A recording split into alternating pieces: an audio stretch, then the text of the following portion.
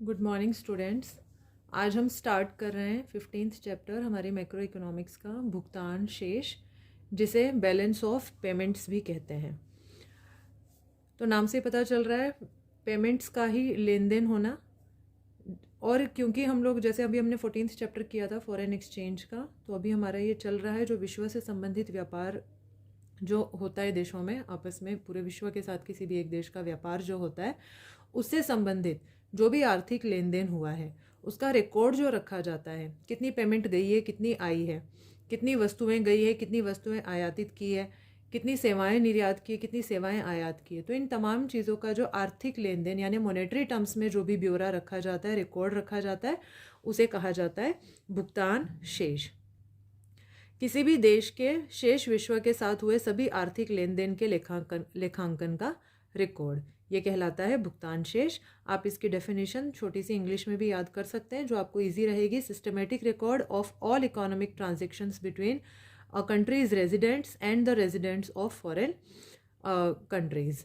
तो विश्व के बाकी देशों के साथ किसी भी एक देश का जो भी इकोनॉमिक ट्रांजेक्शन्स हो रहा है, एक आर्थिक लेन देन हो रहा है, उसका जो सिस्टमेटिक रिकॉर्ड है, कितना मॉनेटरी टर्म्स में कितनी वस्तुएं या कितनी सेवाएं आयात और निर्यात की गई है, उसके अलावा भी कोई कैपिटल ट्रांसफ़र हुआ है, तो उन तमाम चीज़ों का एक किसी पर्टिकुलर गिवन टाइम में, हम लोग यूजुअली फाइनेंशियल ईयर लेते हैं, अपनी कंट्री का फाइनेंशियल ईयर जैसे हम लोग लेते हैं 1 अप्रैल से 31 मार्च तक, तो हम उसके दौरान जो स्टडी करेंगे, जो बैलेंस ऑफ पेमेंट तैयार करेंगे, उसमें ये रिकॉर्ड रखेंगे।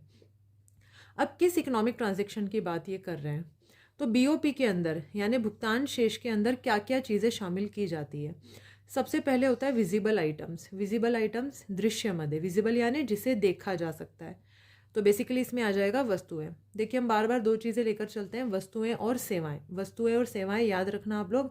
हम अपने फाइनेंशियल ईयर्स की भी जब बात करते हैं, हमने नेशनल इनकम भी किया था, तो वस्तु और सेवा दोनों की बात करते हैं। और हम जब स्टडी भी करते हैं इकोनॉमी के सेक्टर्स को, तो उसमें सेवा का सेक्टर भी और वस्तु का सेक्टर दोनों को लिया जाता है। तो विजिबल आइटम्स के अंदर आ जाएंगी भौतिक वस्तुएं, इनविजिबल आइटम्स यानी कि सेवाएं, अदृश्य मदे कहते हैं जिसे। ये एक छोटी छोटी डेफिनेशंस आपको याद करनी है, एग्जाम के पॉइंट ऑफ व्यू से आपसे पूछ लिया जाता है दृश्य मदे किसे कहते हैं, तो आपको बताना है जो बीओपी के अंदर भौतिक वस्तुओं का आयात या निर्यात होता है वो दृश्य मदों के अंतर्गत आता है। इनविजिबल के अंदर आती है सेवाएं यानी कि सर्विसेज, और तीसरा रहता है कैपिटल ट्रांसफ़र यानी कि पूंजी अंतरण। तो पूंजी की यानी कि जो मॉनेटरी इटसेल्फ करेंसीज जो है वो किसी भी रूप से प्राप्तियां के रूप में आपने कोई लोन लिया है या उसका भुगतान किया है, इंटरेस्ट रेट अगर आपने इंटरेस्ट पेमेंट्स अगर की है, या उसके अलावा कई बार कैपिटल ट्रांसफ़र में वो मदे भी आ जाती है जो होता है ना कि डोनेशंस दे दी या ग्रांट्स दे दिए जिनका हम लोगों को भुगतान करना नहीं है बाद में, वो मदे भी इसमें शामिल कर ली जाती है। तो यहाँ पर एक इम्पॉर्टेंट चीज़ ये भी है कि ये तीनों मदे मिलाकर इसे कहा जाता है भुगतान शेष। लेकिन जब केवल विजिबल आइटम्स को स्टडी किया जाता है कि कितना वस्तुओं का आयात और निर्यात किया गया है, इसे कहते हैं बैलेंस ऑफ ट्रेड, व्यापार शेष। इस बात को याद रखना है। तो आपको सेपरेट आ जाता है व्यापार शेष किसे कहते हैं, या व्यापार शेष में किन मदों को शामिल किया जाता है। तो व्यापार शेष में केवल दृश्य मदों को शामिल किया जाता है, जबकि भुगतान शेष में यानी कि बैलेंस ऑफ पेमेंट के अंदर तीनों मदों को शामिल किया जाता है, दृश्य मदे, अदृश्य मदे और पूंजी अंतरण। तो आप देख रहे हैं कि व्यापार शेष और भुगतान शेष का अगर आपको अंतर पूछा जाए तो कुछ 3-4 बातें याद रखनी है। ये बड़ा इंपॉर्टेंट क्वेश्चन बनाता है, बहुत बार एग्जाम में पूछा गया है। तो व्यापार शेष संकुचित क्षेत्र और भुगतान शेष है विस्तृत क्षेत्र, ऑब्वियसली क्योंकि इसके अंदर केवल और केवल दृश्य मदे यानी कि विजिबल आइटम्स शामिल की जाती है। विजिबल आइटम्स जिसमें की है केवल गुड्स, और इसके अंदर हम देख रहे हैं विजिबल भी, इनविजिबल भी और पूंजी अंतरण यानी कि जितनी भी प्रकार का ट्रांसफ़र हुआ है, पेमेंट्स हुई है या रिसीट्स आई है, उन तमाम चीज़ों को इसमें शामिल किया जाता है। तो भुगतान शेष का क्षेत्र विस्तृत है और किसी भी कंट्री के लिए बहुत महत्वपूर्ण होता है क्योंकि ये कंट्री बीओपी तैयार करती है और उसके पॉइंट ऑफ व्यू से ही दृश्य, अदृश्य और सभी पूंजी अंतरण को ध्यान में रखते हुए अपनी पॉलिसीज़ बनाती है।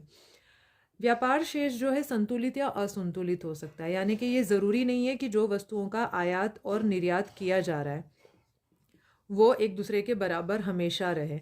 कई बार निर्यात ज़्यादा हो सकता है वस्तुओं का, कई बार आयात भी ज़्यादा हो सकता है, तो ये असंतुलित हो सकता है। लेकिन भुगतान शेष हमेशा संतुलित होता है। अब आप कहेंगे कि हमेशा संतुलित, ये ज़रूरी तो नहीं है कि हर देश मुनाफे में रहे या हानि होती रहे, लेकिन इसको भी मैं आगे समझाऊंगी कि भुगतान शेष को हमेशा एडजस्ट करके संतुलित कर दिया जाता है।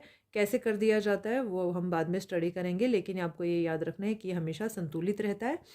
और भुगतान शेष का ही एक हिस्सा है व्यापार शेष, ये सेपरेट कुछ नहीं है। आपको पता ही है भुगतान शेष के अंदर भी दृश्य मदें शामिल की जाती है और दृश्य मदों को ही अलग से व्यापार शेष कहा जाता है।